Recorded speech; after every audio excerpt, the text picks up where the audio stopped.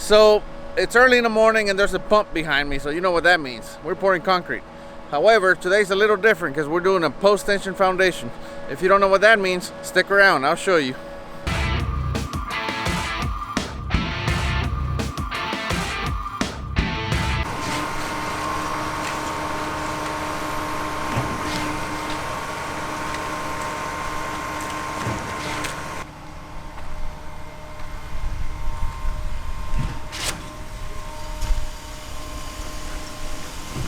Okay, so this pour is going pretty smoothly.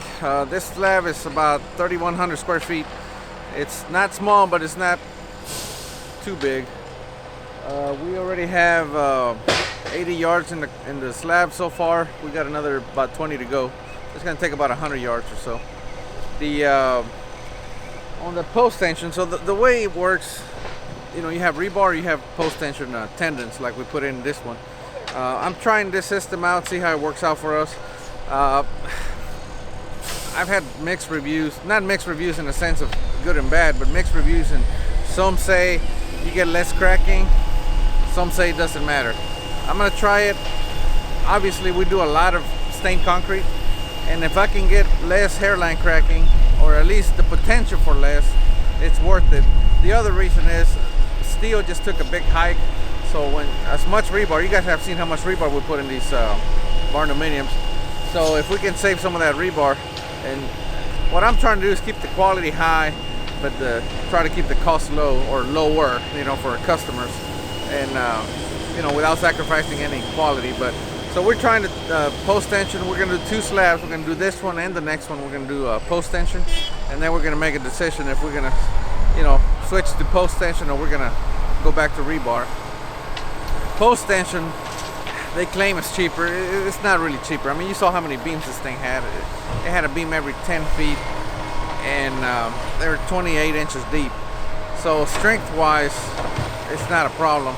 Now, the problem that I have so far with post tension is when we do rebar, we pour, we pull the forms off, we plaster, we're gone. You know, if it's a smaller slab like the one behind me, we can do that the same day we pour. Post tension, you cannot do that. You pour, you have to come back the next day, pull the forms off. You can't pull them off on the same day because we have all those clamps or brackets, whatever you want to call them, on the end of the cables that are nailed to the form. So you can't pull them off on the pour day.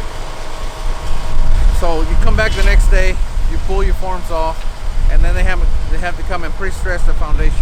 Now there's 2 ways to do this. We can just do one full stress 7 to 10 days after we pour, but because I'm trying to see if we can minimize hairline cracking, I'm gonna do a pre-stress and then a final stress, which means Monday. Today is Thursday, so Monday they're gonna come in and they're gonna do a partial, they're gonna apply partial tension to those tendons.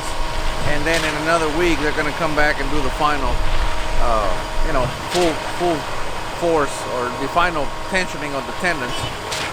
From what I've read and researched, that's the best way to minimize hairline cracking. But we'll find out. So anyway, again, just trying to figure out the best way to do this. If there's a better way, we're going to find out.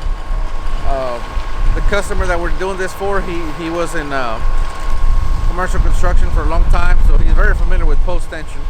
So him and I got together and we decided, you know what, let's try it. So that's what I'm doing. So, you know, again, one is not enough, so I'm going to do this one and the next one, and then I'll make a decision as to what's best. So obviously there's, you know, depends who you ask. Everybody's going to have a different idea or different opinion on that, but I like to, you know, work with facts. So, you know, I actually had this foundation engineered both ways, with rebar and post tension. You know, I looked at the specs, and this one actually had a lot more beams, which was to me was strange. I talked to the engineers. They did admit that they over-engineered it.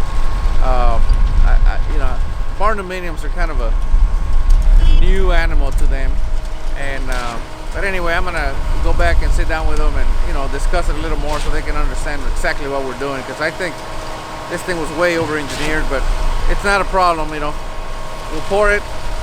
We'll keep track of it, and if we feel that post tension is a good way to go, we'll switch. If not, we'll keep going with rebar. We never had any issues. So anyway, that's what we're doing here. So it's going good.